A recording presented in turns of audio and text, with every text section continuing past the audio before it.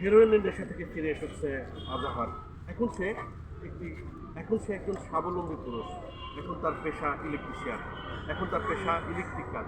আমরা কথা বলবো আজহারের সাথে। আজহার, আপনি যে হেরোইন ধরলেন, সেটা কিভাবে ধরলেন এবং কিভাবে ফিরলেন? আমি যখন ক্লাস 5-এ পড়তাম তখন বন্ধু বান্ধবের সাথে কৌতূহলভাবে আমি প্রথম সিগারেট দিয়ে শুরু করি, তারপরে গাঁজা থেকে মদ, পরে হিরোইনে আসক্ত হয়ে যাই।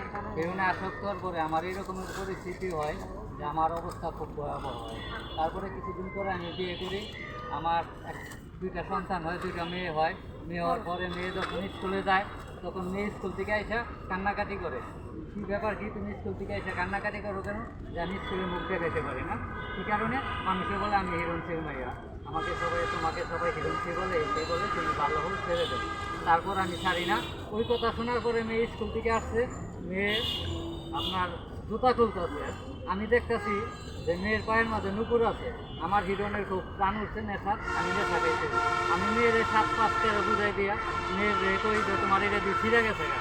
কই কী কও? আমি যাও আমি স্বর্ণকারের দোকান থেকে ঠিক করে রান্না না দিই। কইয়া আমি ওই নুপুরগুলো নিয়ে স্বর্ণকারের দোকানে বিক্রি করে হিরোইন খাইতে এরকমের আমি একটা পর্যায়ে এরকমের জায়গা যে আমি বাড়ি ঘর সম্পূর্ণ সব কিছু ছেড়ে দিই। ছেড়ে দেওয়ার পরে আমি রাস্তায় চলে যাই, রাস্তায় থাকি, রাস্তায় ঘুমাই, অনেক কিছু করি। ওইখান থেকে কালীঘাট আমাকে তুলে নিয়ে আসার পরে আমাকে তারা একটা সুস্থ সুন্দর জীবন দেয়। তারপরে মনে করেন ওইখান থেকে আরেকটা ঘটনা আছে, আমি যখন সুস্থ অবস্থায় আছি তখন আমার একটা ছেলে হয়। ছেলে হওয়ার পরে আমার একটা ছোটো বোন ছিল, তার 12-13 বছর বিয়ে হয়েছে, তার কিন্তু বাচ্চা কাছে হয় না। আমার বউ সিজার করে ডেলিভারি হবে, ওইখানে 20,000 টাকার মতো দিতে হইল, কিন্তু ওই টাকা আমার কাছে দেওয়ার মতো নাই।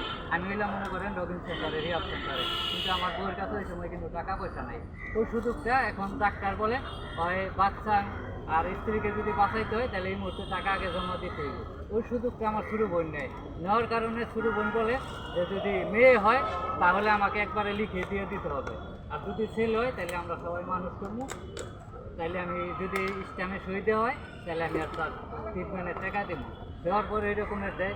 আমি মেয়ের ঘরের, আমার ওয়াইফ গার্মেন্টসে চাকরি করতো, আমি মনে করেন রাস্তা থেকে বেতন পাইলে মাইরা 2 টাকা পয়সা নিয়ে যেতাম তার কাছ থেকে, তো আমি না খাই থাকতো। এবং কিছু চাকরি করতো, চাউলের বস্তায় নিয়ে দিত, ছাড়া আমার সন্তানরা খাইব, সব কিছু করতো। সে অফিসে গেলে আমি ঘর থেকে নিয়ে বিক্রি করে ফেলাইতাম। তারপরে আমি মনে করেন তখন সুস্থ হওয়ার পরে আসার পরে আমার একটা ছেলে হয়েছে, 2টা মেয়ে হওয়ার পরে 3 মাস পরে আমি ছেলের মুখ দেখছি। আমি দেখতে পারিনি নেশার কারণে।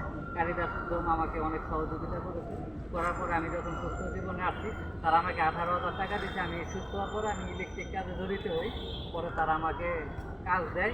কাজ দেওয়ার পরে, টাকা দেওয়ার পরে আমি মনে করেন একটা ড্রিল মেশিন কিনি, গ্যানিং কিনি, অনেক যন্ত্রপাতি কিনে এখন বর্তমানে আমি এলাকায় একজন প্রতিষ্ঠিত ইলেকট্রিশিয়ান। এবং এর ভিতরে মনে করেন সমাজে 60% লোক এখনও আমাকে মনে করেন ভালোভাবে দেখে, আর 40% লোক এখনও বলে যে হিরোইন এত সহজে ভালো হয় না, এটা এত একটা মারাত্মক নেশা, ভালো হয় না। কিন্তু মানে মোটামুটি মনে করেন 5 জন মানুষের খারাপ বললে 3 জন ওই জায়গায় আমাকে ভালো দেয়।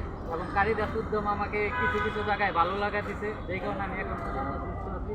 আমি বিভিন্ন দেশের লোকেদের সাথে কথা বলছি, বিভিন্ন অনুষ্ঠানে অংশগ্রহণ করছি। এবং কি যেই মেয়ে আমাকে মনে করেন বলতো যে হিরোইনসি বলে, সেই মেয়ে আজকে আমার ইন্টারে 2nd ইয়ারে পড়তেছে, সামনে ইন্টার পরীক্ষা দিব।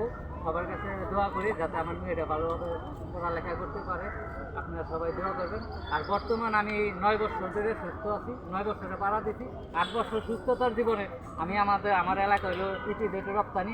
আমাদের এলাকায় মনে করেন 8 লাখ 10 লাখ টাকা শতক জমি আমি নিজে ইনকাম করে পরিবার চালায়। এখন আমি 3 শতাংশ জমি বাদাইলে আমার নিজের নামে কিনছি এই যে জানুয়ারি মাসে।